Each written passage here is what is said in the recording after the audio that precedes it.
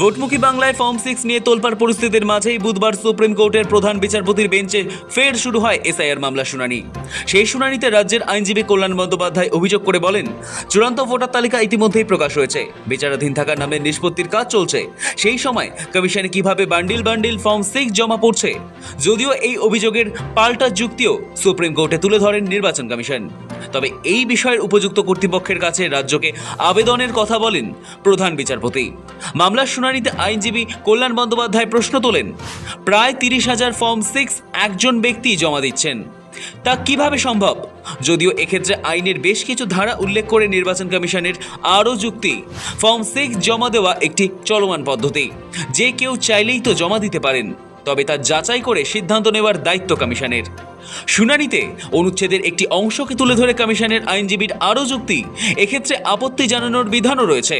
সেক্ষেত্রে ফর্ম 7 জমা দিতে পারেন বলে দাবি আইনজীবীর।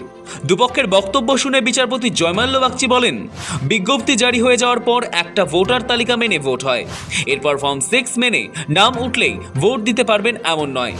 শুধু তাই নয়, এবারের নির্বাচনে কেউ ভোট দিতে না পারলে তার ভোটাধিকার চিরতরে কেড়ে নেওয়া হবে তা নয় বলেও পর্যবেক্ষণ প্রধান বিচারপতি বেঞ্চের। পশ্চিমবঙ্গের ভোটার তালিকায় ভিন রাজ্যের ভোটারদের নাম ঢোকানো হচ্ছে, এই অভিযোগ জানিয়ে গত কয়েকদিন আগেই কলকাতায় সিইও দপ্তরে যান তৃণমূলের সর্বভারতীয় সাধারণ সম্পাদক অভিষেক বন্দ্যোপাধ্যায়। তার অভিযোগ, ভোটার তালিকায় কারচুপি করা হচ্ছে, এমনকি বিহার উত্তরপ্রদেশের ভোটারদের বাংলার ভোটার তালিকায় ঢোকানোর চেষ্টা চলছে বলেও অভিযোগ করেন অভিষেক বন্দ্যোপাধ্যায়। কিছু ইনফরমেশন আমার কাছে আসে যে কিছু ফর্ম 6 আলাদা করে সিইও অফিসে জমা দেওয়া হচ্ছে এবং সেগুলো পেটি ধরে ধরে দোতলায় স্টোর করে রাখা রয়েছে।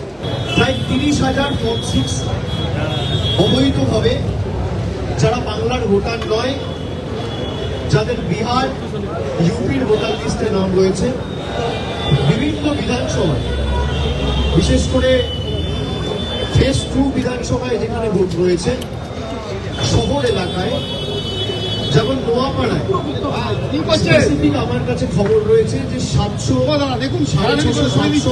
জমা পড়েছে। পূর্ব মেদিনীপুরের এগরার ফর্ম 6 জমা পড়েছে। নর্থ কলকাতার 3টে বিধানসভা কেন্দ্রে এবং সব মিলিয়ে প্রায় 30,000 ফর্ম 6 জমা পড়েছে। আমরা সিইওকে বলেছি যে আপনারা আজকের বেলা 12টা থেকে 11টা থেকে সন্ধ্যে 6টা অবধি, আর যদি পারেন পুরো 24 ঘন্টা সিসিটিভি ফুটেজ রিলিজ করবে, তাদের দুধ কা দুধ পানি কা পানি হয়ে যাবে কে কত ফর্ম 6 জমা দিয়েছে। আমরা যে দাবিগুলো তুলেছি, উনার কাছে সদুত্তর ছিল না, উনি বারবার এই দাবিগুলো এড়িয়ে গেছে। ফর্ম 6 আলাদা করে সিইও জমা দিতে পারে না। আমাদের কাছে একটা চিঠি রয়েছে, যাদের নাম জমা পড়েছে এই লিস্ট পাবলিক করা হোক যে কাদের নাম জমা পড়েছে। আপনারা দেখবেন, আমার চ্যালেঞ্জ, এদের প্রত্যেকের নাম বিহারের ইলেকট্রাল লিস্টে রয়েছে।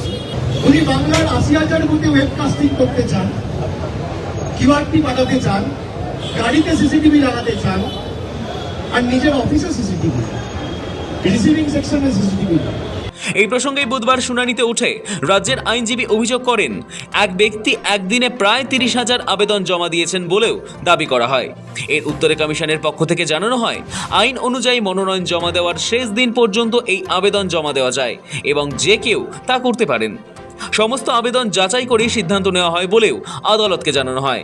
এই প্রসঙ্গে প্রধান বিচারপতি মন্তব্য করেন, এই ধরনের অভিযোগ নতুন নয়, প্রায় প্রতিবারই ওঠে।